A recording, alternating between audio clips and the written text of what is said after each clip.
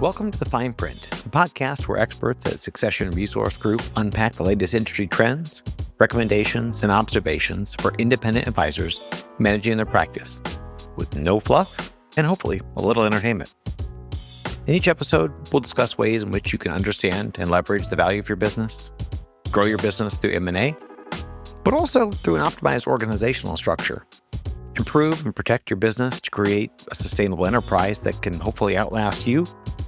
And lastly, preparing for your eventual retirement and how to maximize that result. We're not just tackling high-level concepts, hence the title. We're getting into the details, or the fine print. So, we encourage you to listen in with whatever beverage suits your preference, and let's get to the forefront of industry trends with a fresh perspective to help you achieve your long-term business goals. Your practice is up and running like a well-oiled machine, and you are intent on the next level of growth. Fantastic! But have you thought about the people you will need to make that happen? David Grau and his guest Jon Randall think about it, and they talk about it a lot. Next generation advisors. Where are they? And what do you do when you find them? Well, David and Jon have some thoughts. All right. Well, happy to have everyone joining us here today. Most importantly, because I've got a really esteemed guest who I have known, had the pleasure of working with, both actually as a client at one point when he sold his business, surprisingly, but also on a more regular basis on the coaching. I hate to even call you a coach, frankly, because there are connotations and stigmas I think people have with, coaches and accountability. And I don't doubt that you probably do that too, but it's also more about the consulting expertise and acumen you have. So joining me here today is Jon Randall of Extraordinary Financial Advisors.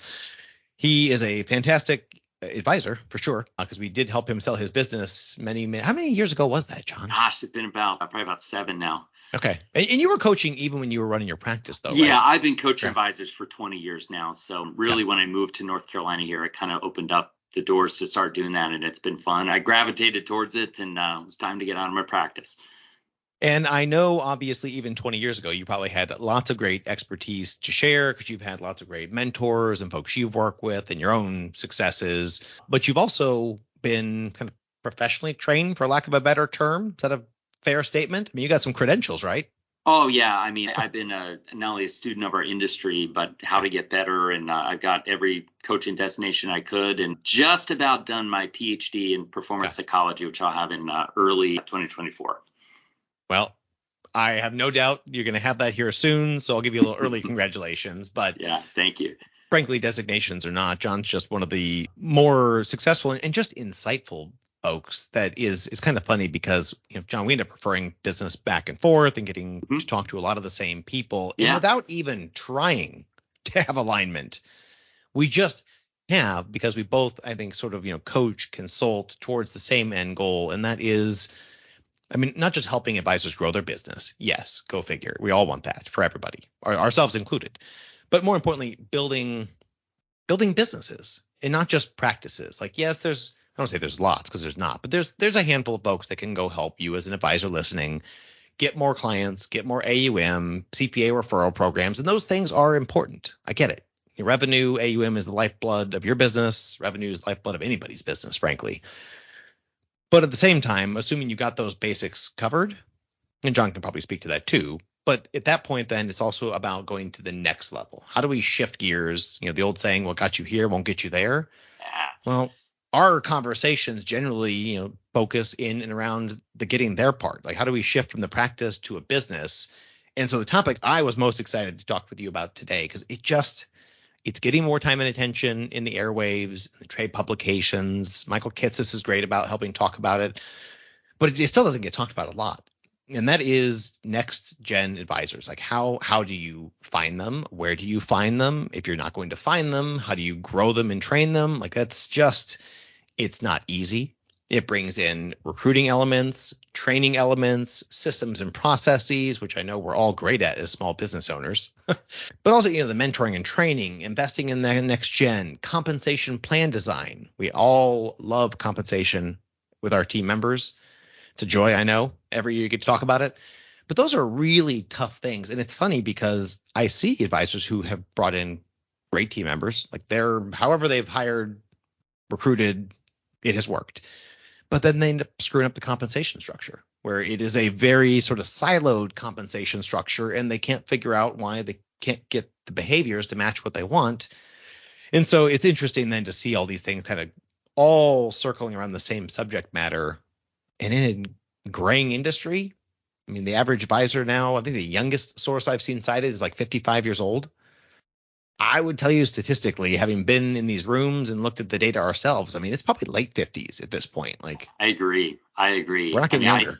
I started in 1999. It's been, 24 years. And for 24 years, I still feel like one of the youngest people in the room. Right? There's not many younger ones. It's that hiring frenzy kind of froze. And now practices are trying to figure out, we need more advisors. We need more people to help here. And how do we get them? So it's such a great topic because it's one of the biggest needs that we see in practices. And it's one of the biggest gaps too, because we all learned how to be advisors and how to help clients, but we didn't really learn how to build a team or to lead people. It's a different skill, but it's a necessary skill if you really want to grow a practice.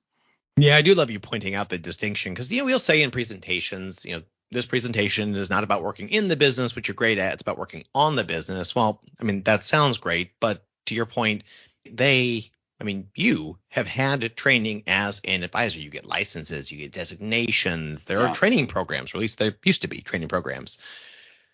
As an advisor, taking care of clients, sourcing business, managing the investments, I have yet to see a firm that really has like a dedicated business owner training program. And you and I both know, like, you might not like putting that hat on very often, but it's a hat that you wear whether you like it or not as an independent advisor.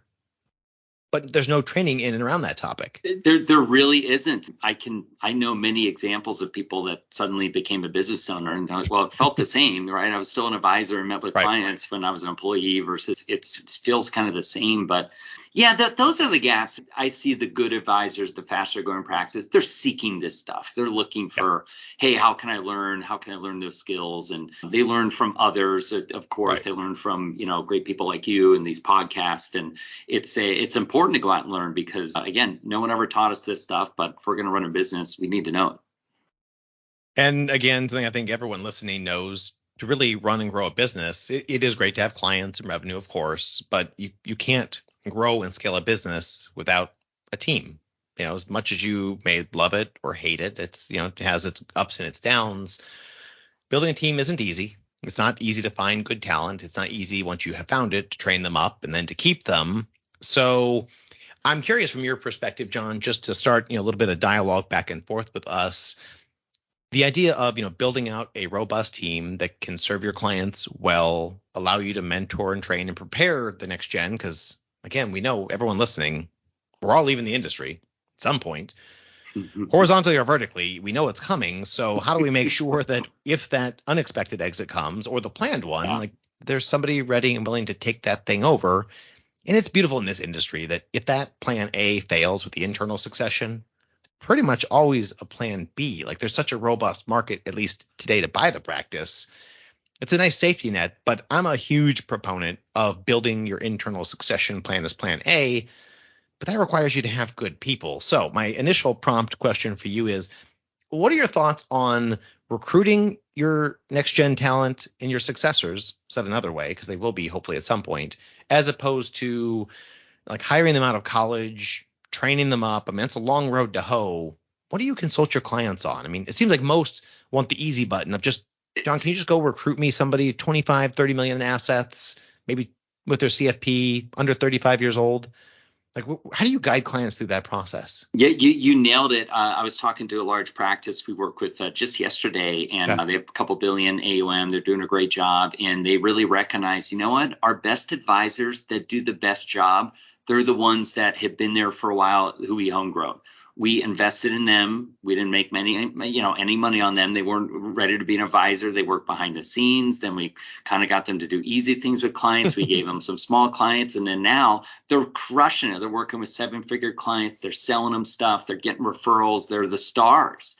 and they look at people they recruited and they're kind of the same. So yes, it's a quick fix to say, hey, I need someone now, I have an acquisition, I need help to service it. It's a great dangle to get people in, but it's more expensive, it's more work, and most aren't willing to do it. But I tell you, in the long term, the best advisors are the ones that you home grow, you invest in, they understand what you do, your firm's ways, your culture. And again, most people aren't willing to do it, but if you can invest the time into this, oh my gosh, they will be your biggest stars. And I find too, the best heir apparents. And so I heard you mention, it's more expensive.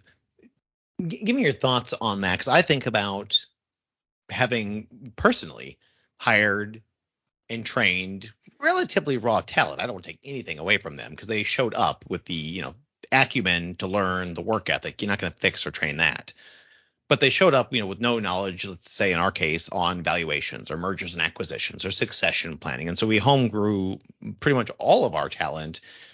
But from my perspective, as opposed to going out, hitting the easy button and just trying to hire somebody who's already an expert M&A consultant, to me, that almost seems like the more expensive option. But I heard your comment, and I've heard it from advisors too, which is why I go back to it, that trying to hire somebody out of college, paying them a salary when they're not contributing anything, John, that's not worth it. Yeah, it's the time, right? It's many years until they're active working with clients. Maybe it's 5 years until they're in that space. You just add a cumulative, but what am I paying this person for all these years until they become really profitable for the firm?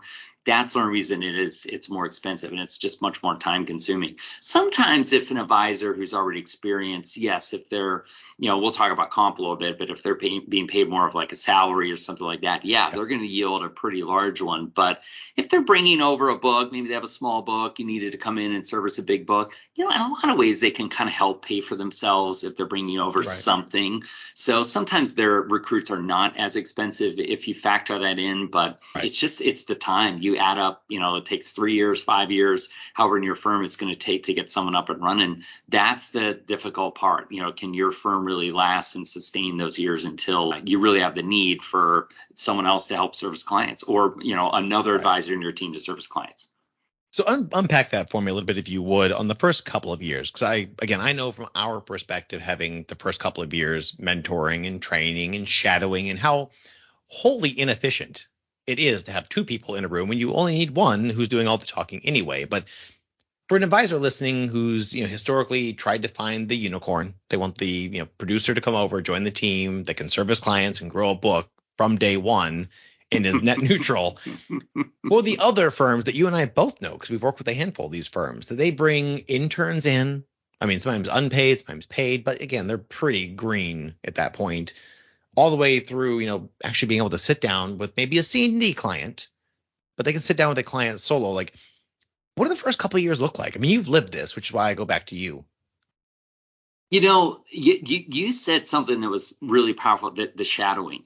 Humans learn best by seeing. You think about learning a sport, like let's say golf. If you never played golf, you didn't know how to swing a golf club. You could read about it in a book and have a PhD in how it works and never physically do it. But when you watch somebody do it and you mimic them, you'll learn so much more faster than just reading about it. So that's where the rubber hits the road. Talking to the clients, it's the most important thing that happens. Also, the most time-consuming thing that happens in a practice. So the more they can learn that, the better. But also the learning is big. Something I'll do with owners is remind them, remember when you started as an advisor, how much time did you spend in training? Oh my gosh, it was, X number of hours a week I was in training. Okay, so what are you doing for your new advisors? Well, we have a 30-minute one-on-one, but I missed the last two because I was busy. and so that you can kind of help them see their own gaps, that you've got to recreate, like almost what some of these advisors that started many years ago, what did they have? Because there was really good training, and all through the 90s, there was a big hiring frenzy, and firms had awesome training, and there's some really great advisors that started around that era. And you look at just the time, I mean, that's really what it was. It's taking the time to invest in them. So shadowing is big, but the best firms I see, they have like training classes, whether it's case studies or whatever skills it is for the advisor to learn. They've got time every week dedicated to this. They got individual time to help them.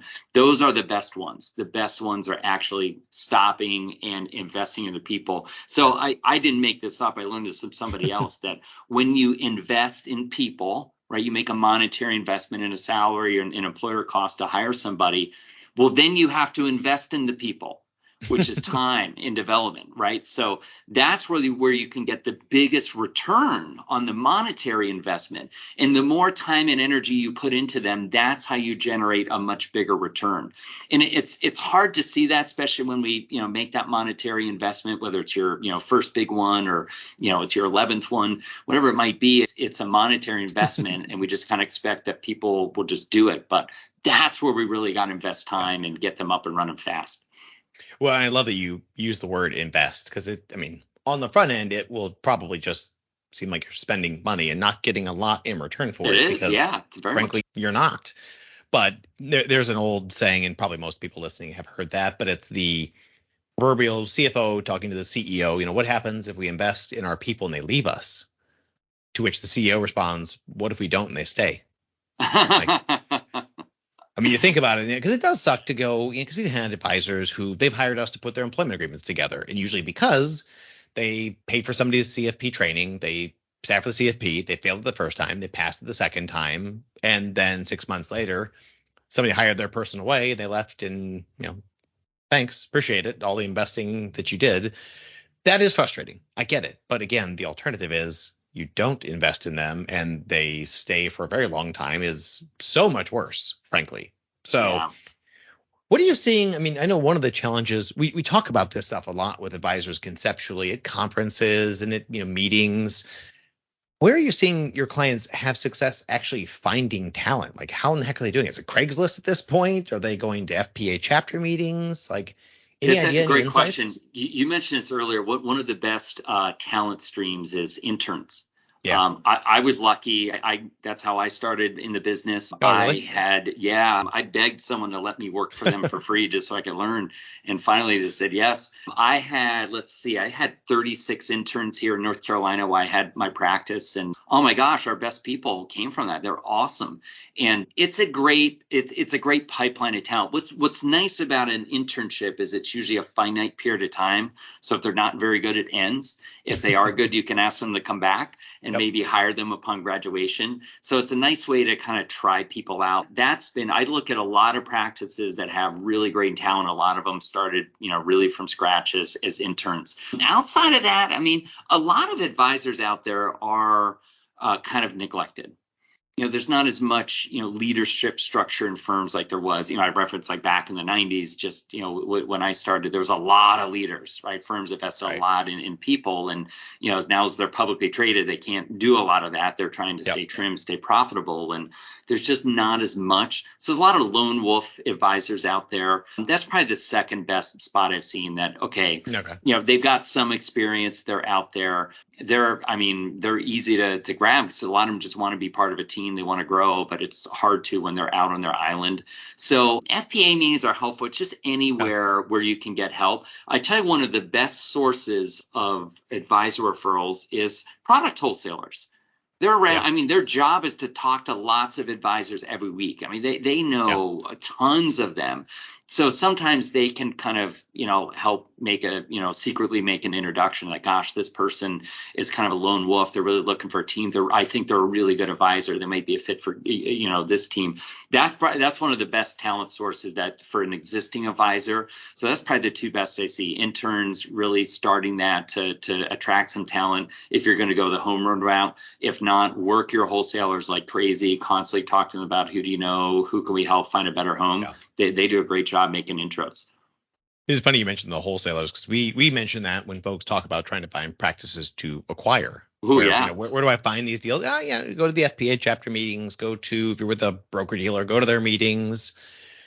Even if there's nothing on the agenda that you care about, go to the meetings, stand in the back of the room, look at the advisors with the whitest hair, the least amount of hair, and go sit by them. Well, same thing on the wholesaler side with recruiting. It sounds like they're kind of the advisor's bartender. Like, they talk to everybody. They know a little bit about everybody and where they're at in their careers and lives. So, I'm not surprised to hear you say that. Surprised because I haven't heard anybody else mention it in that context.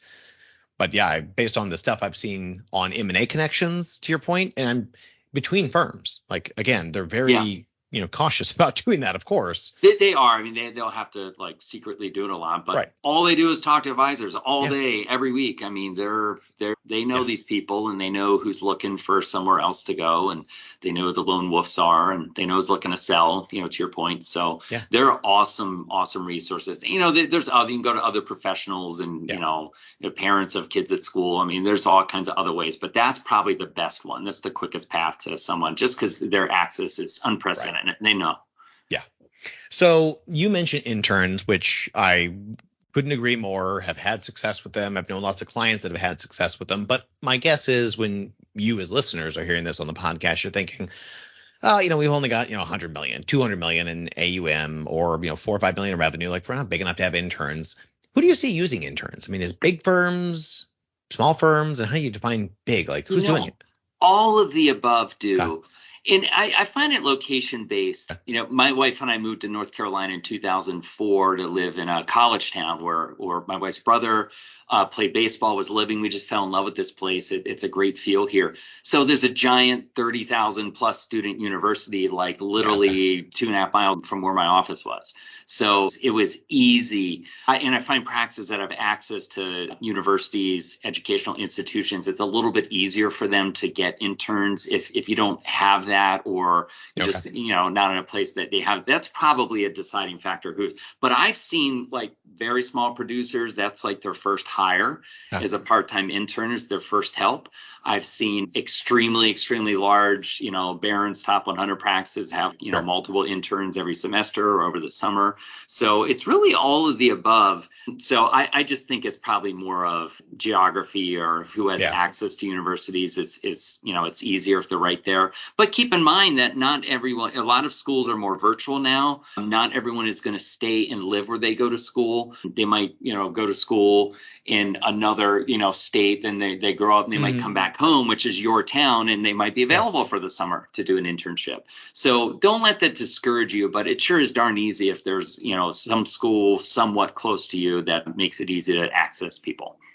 And where, again, just knowing that you have done this and known clients of yours who have done this, like, where do they start? I mean, you just go prowling around the campus at night, or do you contact the careers office? Like, it's so much better than it was when I started doing it, almost 20 years ago. There is, they have like websites now for the students that can go on. You can list internships, they can find you. It's so much easier. You don't have to like post stuff on a cork board or something like that. So something I did that helped me get known is I volunteered to speak at our local university as some of the finance students every year. And that really helped. At first I kind of grinded to find the first one, and then I used them to help me find the next one. That made it easy. But once I went to speak, I went from scraping to try and find someone to, I would speak and have 10 students say, hey, I really want to be an intern. I know so-and-so who's, 2 years ahead of me. They enjoyed their internship experience. So it really changed the game to do, something. They'll gladly listen to people in the industry, and whether it's like a club, some universities have like clubs for people who want to be in the financial industry, or an actual class. They sometimes they want people in the industry local to go and speak. That was probably the best thing, just volunteering, doing that. I just did it once a year, and it helped me just get known, and suddenly I got a lot more candidates than just, a posting. Yeah. Okay. When it's funny having heard your story of, soliciting yourself to be basically an unpaid intern, having to, maybe not beg literally, but, try to seek that out. I begged. They said no many times. And so to hear that versus, where kids coming out of college now are, I was a professor at, Willamette, where I did my graduate degree years ago. And this industry I work in, I love it. I think it's a tremendous opportunity for younger people coming out of college. Like, no brainer. Yeah, hard to get established, but once you are, you'll never look back. And so I would talk to these graduate students coming out, and it was an MBA P professional program. So they're, a little further along in their careers. So they're not 25, 26 years old. Yeah. But I tell you, with the compensation systems in our industry, basically the only ones that were interested in pursuing the financial services industry were the ones who couldn't go teach English in Korea, like as a fallback. Like, it was bottom of the choices. But I think we're getting better as an industry. And I know you work with a lot of advisors who they have job descriptions, They have career tracks. They might even have pay bands, but they actually have Yeah. they have real compensation systems. Not, Yeah. John, if you come over, I'll give you some clients to get you started and you get a 30% payout and then you build your book or you're out of here. What are you Yeah. seeing on that topic? I know it's a lot to bite off, but Yeah, no, it is. But this hits at probably the biggest mistake that practices make is a lot of like current owners or advisors out there listening. They want the next gen to be just like them. And it's not going to happen. And you can't tell the stories of the hell you went through. I walked uphill both ways to the office barefoot in the snow. And, they're living a different journey, right? I mean, other generations are different. So, for you listening, the generations before you thought that you were an idiot. And as you look at, younger generations, I hear all the time, oh, millennials this or, Gen Z that. You know what? They're far more evolved as humans than, some of you listening. I'm a Gen Xer, but they are really quite evolved. They're just different. So they're not going to go through the hell of making nothing. I mean, I made nothing. And my school teacher girlfriend, who's now my wife, thankfully supported me. And her parents let me go to her house on Sundays and let me eat. I mean, I was like a poverty level person, somehow had like a few suits that I rewore every day. People aren't going to do that. Right. And so it's important to know that, if you're going to get good people, you got to pay them. It's a big competition out there. These call centers. I mean, people come out of school and make, good money, like 75,000 full benefits package, like day one after undergrad. And, it's a pretty good job for someone that's 21, 22 years old. That's a really good job. And I hear some people say, well, that's absurd. I made nothing when I started. Well, okay, you're not going to get people. So salaries are so key, which, I refer people all the time to, David, to get their comp plans in order and the agreements right and in order. But it's probably more of a salary at first. I'm a big believer in incentives. They work. They drive motivation. So whether they're incentive at first to help the overall practice grow, maybe eventually when they start working with a book to help, grow whatever they are influencing or working on is really important. A percentage of like the revenue or production or GDC, whatever you call it in your firm, that's way down the road. So you're right. People make the mistake of, oh, you've got to go eat what you kill. Maybe I'll give you some crap clients to get started. But that's like if they're super evolved, they're like maybe leading other advisors, maybe cut them in on a percentage of something so they can get a feel for, for that, the variableness or, really getting rewarded when they drive things, feeling that pain once every, 8 years on average when the market goes down. Right. But that's really the industry trend. And I always reference this investment news study.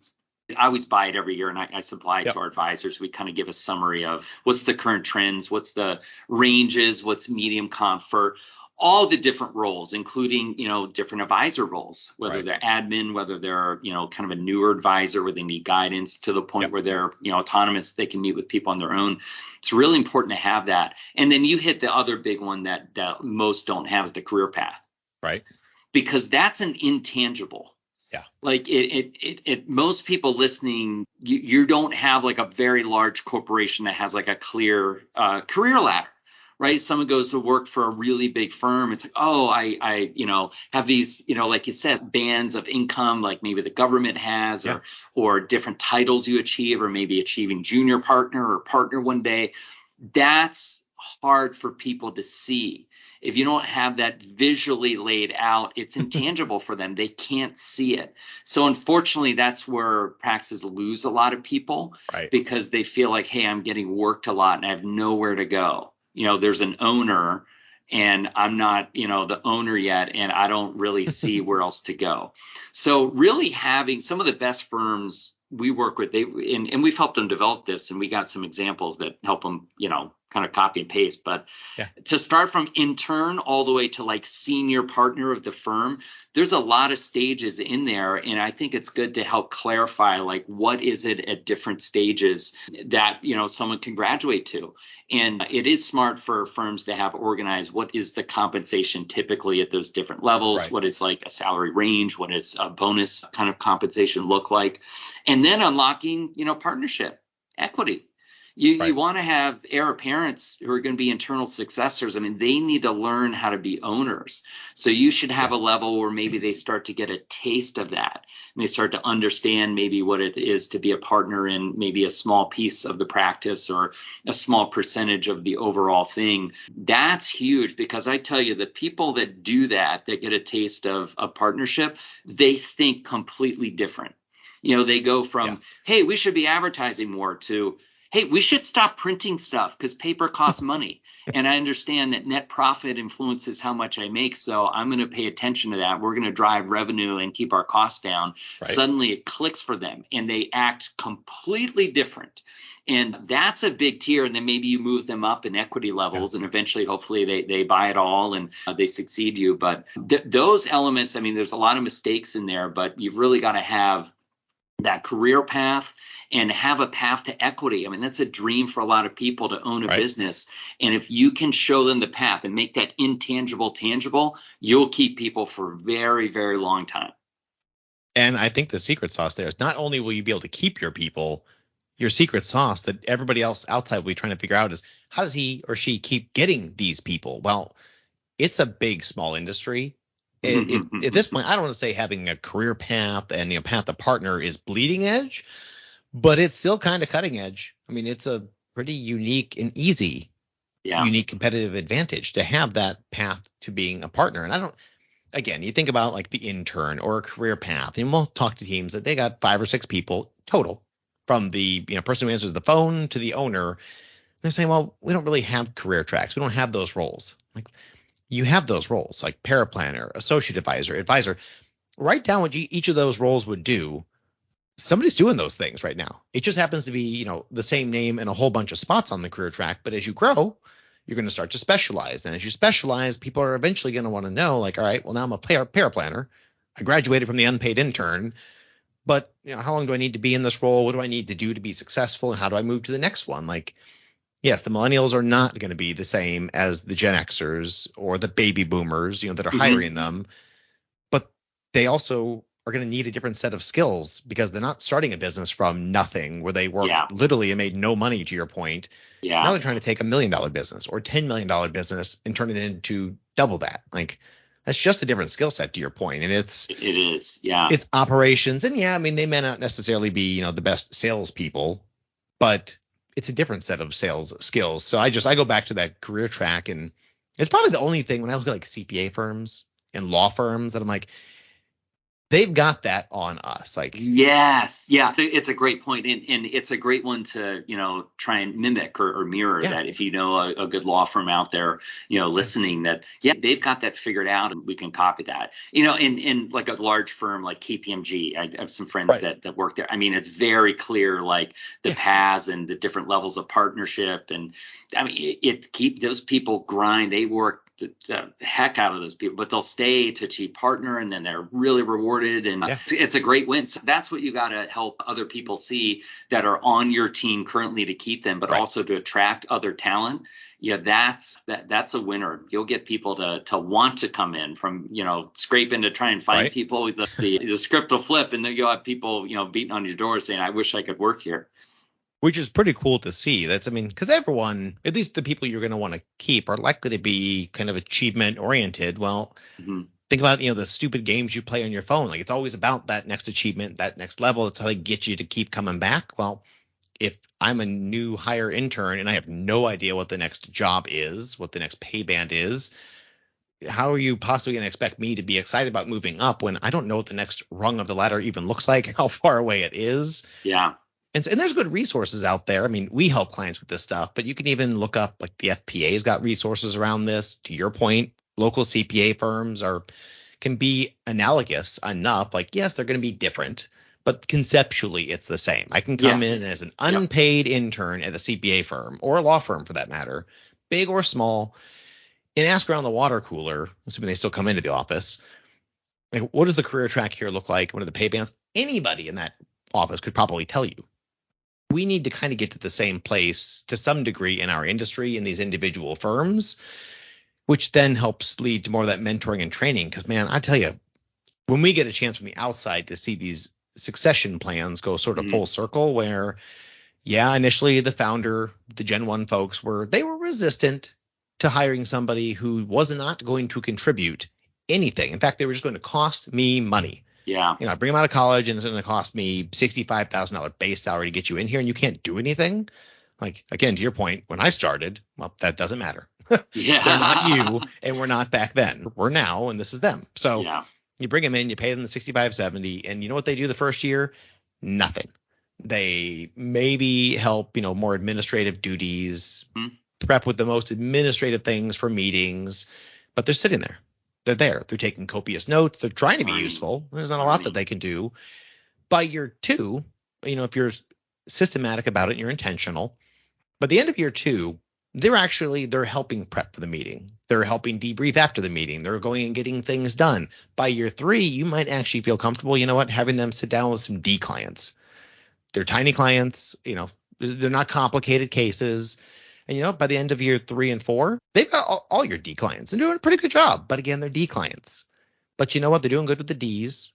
Year 4 or 5, I started handing them some of my C clients and some of my simpler B clients. And at that point, you know what? They're still doing a good job. But now they're kind of at capacity because they got like 200 households, 50 good ones that are decent and the other 150 that are there, but they don't require a lot of work. And what we do is we go by year 3 or 4 in this journey, we go bring in the next unpaid intern. And you know who we had them shadowing with? The now paid intern who we brought in a couple of years ago, and they're training their successor. And eventually they push down the D clients. You push down some of your B clients. The cycle continues, and you get these firms from the outside talking to their peers at these conferences and saying like, oh, it's just not fair. The Jon's firm keeps getting lucky with all these recruits. No. They didn't recruit anybody. They're homegrowing their talent, but that's a long road to hoe, right? I mean, you've seen people live this journey. Yeah, it is. And I think too, training with smaller clients is like, throw people to the fire. If they mess up, it's not a big deal to the firm. But remember, just going back, remember what I mentioned earlier, which again, I didn't make up. I learned it from somebody else that if you're going to invest in people, you got to invest in people. You can accelerate the timeline to getting them to talk to clients. And if you look at all the skills, like a lot of you listening have been in the business, a decade, multiple decades, maybe many decades for some of you. And, it's going to take them a long time to learn all the things that you know. They're never going to be as good as you. They're never going to learn all the things that you know. We don't have time for them to wait for them to know all the things that you know. But how could they learn a small number of things? Maybe one topic. And I love what you mentioned, David, that, sitting in meetings and observing, that's the best way to learn. But if they're sitting in the meetings observing, is there a couple of minutes that they could be really good at, that they could discuss with the client? What's one topic they could start to take over? And then maybe they do that. Maybe they hold a phone call or a meeting without you with that client to save you time and to deliver more value. There's a big trend there too in the industry of teams working with clients, not so much, this solo, like there's one advisor per client, whether it's like a diamond team structure, like Angie Herbert talks about. That's really becoming popular in our larger teams, and some practices structure themselves that way. But I find that's the way people can get up and running quicker. They can start working with clients quicker. Then it's okay, let's add in like one skill. Or you get another advisor that maybe learns a different area. Some practices have specialist advisors that you don't have to know every single thing, maybe just know one thing really well or two things really well, because it's very difficult to get every single area of financial planning, investments, taxes, estate planning. It's a lot. It's a lot to learn. So keep it simple for them. Just get them up and running with something, and get them active with clients is the best thing that can happen for all parties involved. And you probably live this, but I know one of the things that I've seen and heard advisors struggle with, and personally, that I've struggled with and overcome, fortunately, but it's a struggle we all have when training, is you get that junior person in the room, and to your point, you have them specialize in, one specific area. You still know more than they do. Obviously, you've been doing it for 20 or 30 years. And you intentionally, when the client asks the question about the financial plan or the 401k or whatever it might be, even though you already know the answer, you intentionally, as the founder, defer to the younger person who you're training in the room and say, hey, you know what? Jon actually is an expert on that. It's kind of what he eats, sleeps, and breathes. Jon, what are your thoughts on this? But then keeping quiet when you don't say it exactly how I said it. Like how you coach people to this stuff? Again, Yeah, we're higher level than that. I like the approach. I'm a big fan of what you mentioned there. Okay. Is this person's the specialist in this topic? Yeah. Like they're the one in our practice that does this. And I used to do this. I mean, I most of what I've learned, I didn't make up. I mean, I was fortunate enough to copy from great people and learn from great people in the industry. But that's what I would do is say, look, this person's the expert. They're better at it than me, because they deal with it all the time. I deal with this other stuff over here. So when this comes up, they're going to talk about it. In fact, they might have a meeting with you about it. It's a great way to, get them involved, hand off a topic, hand off a meeting or an interaction or a client relationship altogether, because they specialize in, the area that they need. I've heard some people use like a medical analogy with it, that, hey, there's like, knee doctors and, back doctors and people that specialize in different things, and maybe like a generalist. And it's, hey, you're trying to work on your retirement. That's like a knee specialist. This person's our one that does that. Hey, you need help with this. This is the person that does that. So making them the expert and really building them up in the client's eyes, it helps the client say, oh, wow, I get to work with a specialist. This is better. But it builds confidence for the next gen, which is probably the hardest gap. I mean, they can learn all the skills, but like anything else, you just got to do it a lot to build confidence. And it builds them up, but also it builds them up in client's eyes, which is very important. Yeah. And so last one I'll come to you with, because I could talk to you all day about this stuff, and we do, frankly. But for the sake of this podcast, we'll try to wrap it up.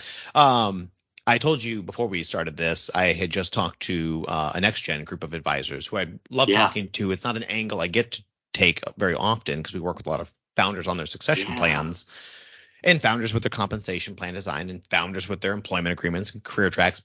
But it's always led by the founders. But I got a chance to talk to this NextGen group, and I had a couple actually in the last 2 weeks. But one of them came back, and they literally had lived what you and I were just talking about, where they were in the meeting, they were being positioned as the expert. The founder was intentionally deferring to them, which they said was great, because they had already bought in, like literally, not just figuratively. But then partway through their explanation to the client, the founder cut them off and was like, well, not exactly right. And then sort of stepped on their toes. I don't know. I mean, it's tough. I understand as a founder owner, because you and I both have been there. You've been on both sides of it.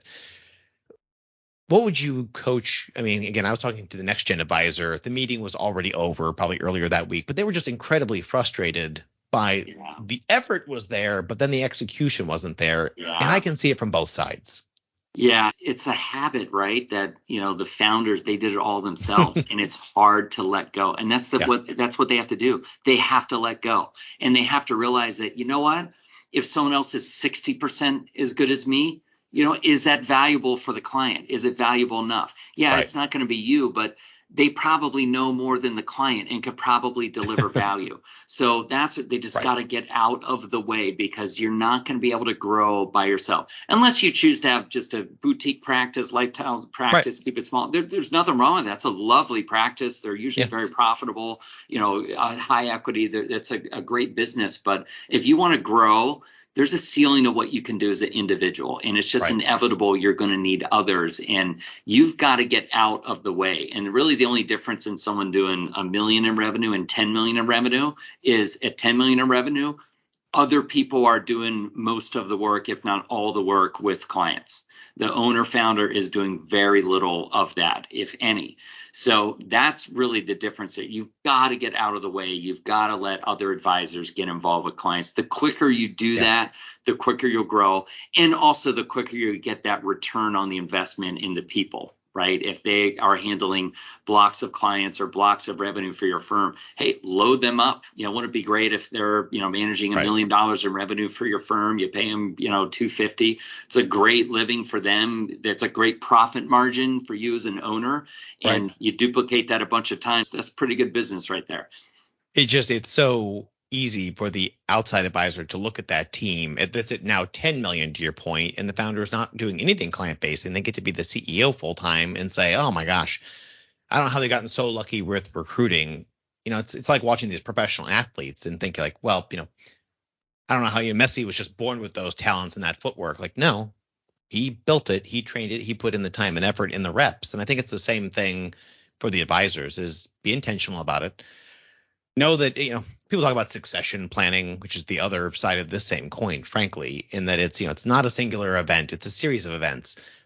in my mind, succession planning, it's a mindset. It's starting with the end in mind. And it's it's the future state of what you just talked about is when you talk to that firm that she's got 10, 15 advisors and they have junior advisors and there's unpaid interns. And you talk to the founder about, hey, I'd love to list your practice. They're saying retire from what? They could literally do it until they're 75 or 80 without the client experience suffering. That is a pretty cool end result. Yeah, and I think you nailed some great advice for everyone listening there, David, is looking ahead is key. That will be your best guide. Where is this going? It'll help you let go. It'll help you get others involved. Naturally, as humans, we're going to revert back to what we know, right? Yeah. We're going to revert back to those habits of, well, I do it, or I have to be the one to do it, or they're not good enough. They're only 75% as good as me. It has to be 100. Yep. It's great advice to look ahead and know where you're going and know where you want your people to go. That will lead you to make the right decisions and get out of your own way to, hold on and really hold on too much and not allow others to take over. When it's always they say it's nice to hire people that are smarter than you and then get out of their way. That sounds great until you actually hire somebody who's smarter than you in a particular area, and all of a sudden your ego is really tested. Can you get out of the way and just let them thrive? And I tell you, like having done it, I've seen some come back from our teams that I'm like, well, damn it, I would have never come up with that. But it's pretty cool to see. And then it's like, well, I should just the more hands off I am, the more they get done. And you're there as the CEO to get obstacles out of the way, get unstuck, focus on building that career path and the talent below them. But it is an intentional mindset to build a business, to your point, as opposed to a lifestyle practice. And I've said it multiple times on this podcast, and I say it to advisors all the time, just don't get stuck in the middle. You want to build a lifestyle practice, own it.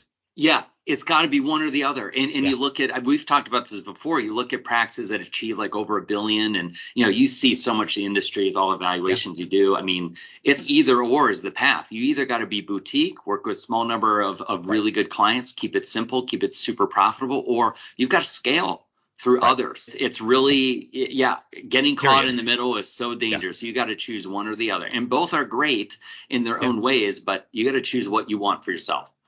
So who do you help coach? If I'm a lifestyle practice, I listen to this podcast. It sounds amazing, but I don't hire and train anybody. But I want to build a wicked, lean, efficient practice, or I'm an empire builder. Like, who's your target client? Who do you help? Yeah, we really help both. It's financial advisors that want to grow is what we do. Okay. And we've got some core areas in our model that we've identified that drive growth. And the first area, the fundamental, is doing more with clients. The second area is attracting ideal clients. For those that want to scale mergers and acquisition mastery, I personally spent a lot of my day with top practices working on that. But it's so simple in a way, this business. It's very complex. It's hard to do, but you can break down this business in those simple areas and really drive growth through them. So that's really where we help. Of course, all the nuances of building a team, leadership, all that stuff we help with, but really breaks down to those three areas. So an advisor that wants to grow, they want to really build their business in either path, we're here to help. Our firm's kind of become known as xfa.coach, which happens to be our website address. There's some free stuff out there. We got a free growth guide is a great first step just to see, what is your potential for your practice. So go check it out. It's free. Just go on xfa.coach and get some free stuff. Get to see what's the potential for your practice. And what is the easiest way for folks to reach you? Is it through the website? Is it on social media? Website is great. You can always personally email me. I would gladly answer your emails. It's Jon@xfa.coach. So email me anytime if there's like an example or something you heard you want me to send. I mean, we give away everything we've got. If you heard me on webinars or podcasts, we give away tons of stuff. So just email me if there's something you heard you want, or go check out our website and get the free growth guide. Yeah. Well, very cool. I appreciate you carving out the time. I know I asked for 30 minutes and inevitably I was end up talking to you for at least an hour and I'm having to cut us off, but it's a pleasure as always. Folks listening, again, if you need resources, check out Jon, his team there. He's not a one-man band. He is building his empire and they're crushing it. They do great work for great clients. If you need help from us, again, our website, successionresource.com. You can check either one of us, frankly, out on LinkedIn. We're both pretty prolific and try to push out just as much educational content as we can, try to raise the bar of awareness on our respective areas of expertise. And real quick, Jon, just as we button this sucker up, you want to talk about the thing we are both jointly involved in, and that is the Financial Advisor Success Syndicate. Yeah, FASS. Oh my gosh, it is such a great thing. It's a free forum to learn. Yeah. You got some of the best in the industry that are just giving away free knowledge. I mean, there's nothing like this out there. So I highly recommend signing up. I think you go to join.fass.com is the website there. And literally it's like stuff like this, but all kinds of different people in the industry, lots of learning. There's top advisors in there, John Cutton, Barron Tops 100, Barron Hall of Fame advisor is really the kind of one who got us all together, got the founders. So check it out. It's really a great forum. It's already, got some wonderful stuff out there. I love being in there and learning. So definitely check that out. Free to join. Yeah, right. Just a chance for everybody to sort of, share our collective wisdom, experiences, and hopefully give back to the community that's given us all so much. So with that, we will wrap things up. Appreciate you joining us all here for our most recent podcast. Stay tuned for future sessions coming up, and I assure you'll hear from Jon again. Thanks. And that concludes another episode of The Fine Print from SRG. We hope you found this episode both interesting and valuable. We encourage you to check out our website at www.successionresource.com. And of course, connect with us on social media for the latest happenings here at SRG. If you just can't get enough of The Fine Print, we invite you to join our monthly webinar series and newsletters where we address many of the topics covered in this podcast in greater detail. Finally, if you enjoyed today's episode as much as we did recording it, please leave us a review, a good one, mind you, and tell your industry friends about us. Your support helps us continue to bring you the best content possible. The information covered and posted represents the views and opinions of the guests or individual hosts and not necessarily the views or opinions of Succession Resource Group. Content has been made available for informational and educational purposes only. The content is not intended to be a substitute for professional advice, as amazing it might be. Always seek the advice of an expert with any questions you may have. As always, we at SRG stand ready to help when you're ready.